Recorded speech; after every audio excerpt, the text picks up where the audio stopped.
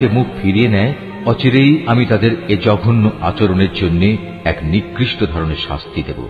তারা কি সেদিনের প্রতীক্ষা করছে যে তাদের কাছে আসমান থেকে আল্লাহ তাআলার ফেরেশতা নাজিল হবে, কিংবা স্বয়ং তোমাদের মালিকই তাদের কাছে এসে তাদের হাতে কিতাব দিয়ে যাবেন, অথবা মালিকের পক্ষ থেকে কোনো নিদর্শনের কোনো অংশ এসে তাদের জান্নাত জাহান্নাম দেখিয়ে দিয়ে যাবে? অথচ যেদিন সত্যি তোমার মালিকের পক্ষ থেকে এমন কোন নিদর্শন আসবে, সেদিন তো হবে কিয়ামতের দিন। তখন যে ব্যক্তি এর আগে ঈমান আনেনি, কিংবা যে ব্যক্তি তার ঈমান দিয়ে ভালো কিছু অর্জন করেনি, তার জন্য এ ঈমান আনাটা কোনোই কাজে আসবে না। হে মুহাম্মদ, তুমি তাদের বলো, ঠিক আছে, তোমরাও প্রতীক্ষা করো, আমিও প্রতীক্ষা করছি। যারা নিজেদের দিনকে টুকরো টুকরো করে নিজেরাই নানা দল উপদলে বিভক্ত হয়ে গেছে, তাদের কোনো দায়িত্বই তোমার উপর নেই। তাদের ফয়সালার ব্যাপারটা আল্লাহ তাআলার হাতে। যেদিন তারা তার কাছে ফিরে যাবে, তখন তিনি তাদের বিস্তারিত বলবেন তারা কে কি করছিল।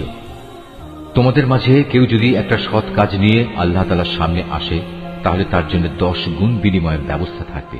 অপরদিকে যদি কেউ একটা গুনাহের কাজ নিয়ে আল্লাহ তাআলার কাছে আসে, তাকে তার একটাই প্রতিফল দেয়া হবে। সেদিন তাদের কারো উপর জুলুম করা হবে না।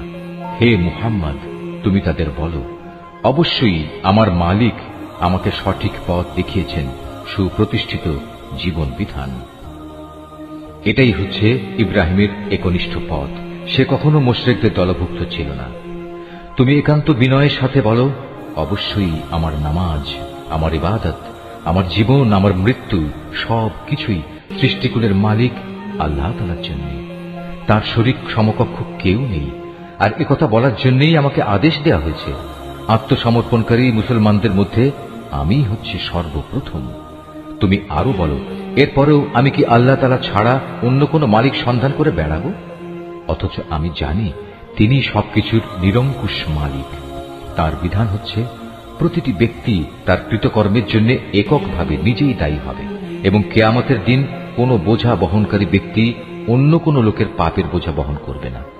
অতঃপর একদিন তোমাদের সবাইকে তোমাদের আসল মালিকের কাছে ফিরে যেতে হবে।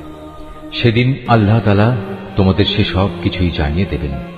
দুনিয়ার জীবনে যা নিয়ে তোমরা মতবিরোধ করতে, তিনি সে মহান সত্তা। তিনি তোমাদের এ জমিনে তার প্রতিনিধি বানিয়েছেন, এবং এ কারণে তিনি তোমাদের একজনকে অন্যজনের উপর কিছু বেশি মর্যাদা দান করেছেন। এর উদ্দেশ্য হচ্ছে আল্লাহ তাআলা তোমাদের সবাইকে যা কিছু দিয়েছেন তা দিয়েই তিনি তোমাদের কাছ থেকে কৃতজ্ঞতার পরীক্ষা নিতে চান। জেনে রেখো, তোমার মালিক শাস্তি দানের ব্যাপারে অত্যন্ত কঠোর ও তৎপর। আবার তিনি বড়ই ক্ষমাশীল ও পরম দয়াময়।